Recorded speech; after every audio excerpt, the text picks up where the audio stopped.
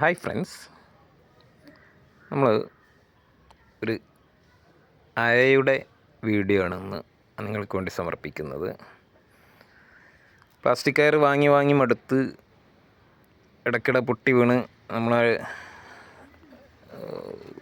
Washing ചെയ്ത് തൂക്കിയതൊക്കെ പൊട്ടി വീണ് വീണ്ടും ചളി പിടിച്ച് രണ്ടാമതും മൂന്നാമതൊക്കെ അലക്കേണ്ടി വരുന്ന ഒരവസ്ഥ നമുക്കുണ്ടാകാറുണ്ട്. അതിനൊരു പരിഹാരമായിട്ട്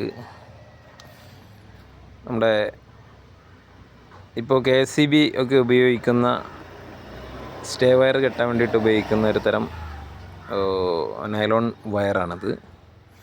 ഇത് നമ്മൾ ഈ ഒരു പർപ്പസിന് വേണ്ടി ഉപയോഗിക്കുകയാണ്.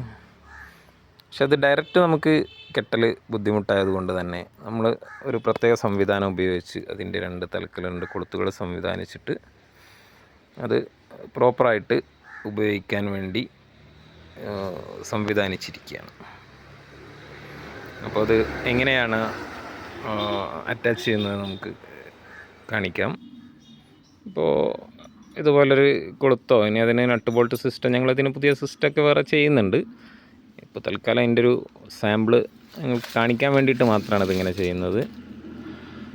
അപ്പോൾ ഇനി ഇത് വേണമെങ്കിൽ ഒരു ടൈ ഉപയോഗിച്ച് കെട്ടിടാം, അല്ലെങ്കിൽ ഇത് ഉപയോഗിച്ച് ചെയ്യാം.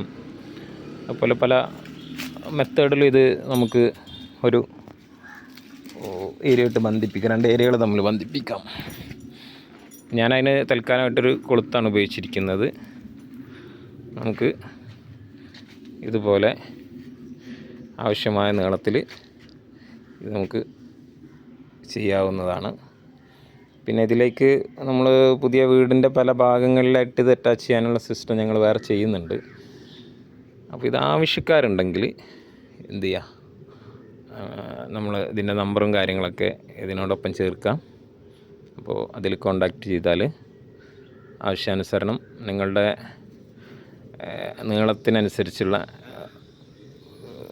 ഇത് കട്ട് ചെയ്ത് ഞങ്ങൾ സെറ്റ് ചെയ്ത് തരുന്നതാണ്. ഓക്കെ.